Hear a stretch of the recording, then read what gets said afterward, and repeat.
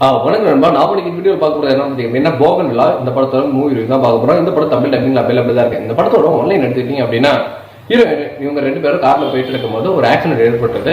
இதுல ஹீரோயின் வந்துட்டு பழசெல்லாம் வந்துட்டு மறந்துடுறாங்க. அவங்களே சில விஷயங்கள் வந்துட்டு அசியூம் பண்ணிக்கிறாங்க. இப்படி ஒரு ஸ்டேஜ்ல இருக்கும்போது அவங்கள பார்த்துக்கிறதுக்கு ஆள் வச்சு ஹீரோவுமே வந்துட்டு அப்பப்போ கூட போய் வந்துட்டு பாத்துக்கிறாங்க. இப்படி ஒரு சுச்சுவேஷன்ல தான் வந்துட்டு ஒரு பொண்ணு காணாம போயிருக்காங்க. ஸோ அந்த கேஸை விசாரிக்கிறதுக்கு நம்ம ஹீரோ வீட்டு வந்திருக்காங்க. எதனால அப்படின்னா அந்த பொண்ணு காணாம போன அந்த ஒரு சமயத்துல அவங்கள ஃபாலோ பண்ணது நம்ம ஹீரோயின் தான்.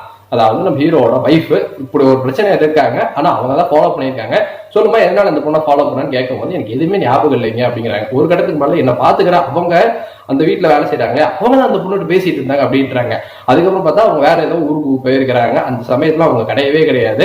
ஒரு கட்டத்துக்கு மேலே நான் தான் அந்த பொண்ணு பேசிட்டு போனாங்கிறாங்க. அப்படி என்னதான் பேசிட்டு போனீங்க, அந்த பொண்ணுக்கு என்னதான் ஆச்சுன்னு இவங்க வாய்ப்பு தான் அப்படிதான் தெரியும் அப்படின்னு இன்வெஸ்டிகேஷன் ஆபீசரா வந்திருக்கிற பகத் பாசல் நினைக்கிறாரு. இதுக்கப்புறம் அந்த பொண்ணை காப்பாத்தினாங்களா இல்லையா, இவங்க சைடுல எப்படி உண்மையை வந்துட்டு வாங்கினாங்க அப்படின்னா படத்தோட மீதி கதையா இருந்தது. படத்துல கதை அப்படிங்கிறது வந்துட்டு எதை நோக்கி போகுதுன்னே தெரியாம கிட்டத்தட்ட 1 மணி நேரத்துக்கு மேலே வந்துட்டு டிராவல் ஆயிட்டு இருந்தது. நாமளும் என்னமோ நடக்க போகுது, ஏதோ நடக்க போகுது அப்படின்னு நினைச்சிட்டு இருந்தோம்னா ஒரு இடத்துக்கு மேலே நம்ம ஃபர்ஸ்ட் நினைச்சிருப்போம் ஒரு வேலை இப்படியா இருக்குமோ அப்படின்ட்டு. அதான் கொண்டு வந்து கடைசி கிளைமேக்ஸ்ல வச்சிருந்தாங்க. அது பெருசா ட்விஸ்டா வந்துட்டு எனக்கு அமையவே இல்லை. ஆனா அது கண்டுபிடிச்ச விதம், இவங்களுக்கு வந்து நடக்கக்கூடிய பிரச்சனைகள், அதுல இருந்து இவங்க எப்படி வெளியே வராங்க அப்படிங்கிறதுல லைட்டா சின்ன சின்ன மூமெண்ட் வந்துட்டு அழகாக அமைச்சிருந்தாங்க. பகத் பாசில் இன்வெஸ்டிகேஷன் ஆபீசரா பெருசா எந்த வேலையுமே பண்ணல.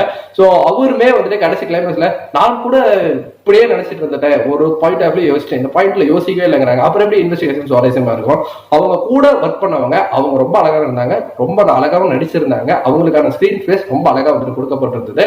ஸோ மித்தபடி எனக்கு இந்த திரைப்படத்துல வந்து பாத்தீங்க அப்படின்னா எல்லாரும் கொடுக்கப்பட்ட வேலையை சரியா புரிந்தாலுமே கடைசி கிளைமேக்ஸ் சிஸ்டம் முக்கியமா நம்பி இருந்தாங்க. அந்த இடம் எனக்கு பெருசா ஒர்க் அவுட் ஆகாதாலே எனக்கு இந்த படம் வந்துட்டு ஒரு ஆவரேஜான படமா தான் இருந்தது. ஏன்னா ரிப்பீட்டடான சீன்ஸ் வந்துட்டு வந்துட்டு போச்சு. பக்கத்து இவங்களை நம்பிதான் டெய்லி விசாரிக்கிறாரு. அப்படியே சரி போ ஹஸ்பண்ட் அளவுக்கு அவர் வந்துட்டு அவங்களே அசீவ் பண்ணிப்பாங்க. அவங்களுக்கு வந்துட்டு இது ஒரு பிரச்சனை இருக்கு, அவங்களுக்கு டாக்டர் என்ன ரிப்போர்ட்னு அடுத்தடுத்த காட்சிகள் ரிப்பீட்டடா இருந்தது. என்ன பொறுமையை ரொம்ப சோதிச்சது. நீங்க படம் பாத்தீங்கன்னா உங்களுக்கு எப்படி போச்சு அப்படின்ட்டு அவங்களோட கப்பல் செய்து வந்துட்டு நன்றி.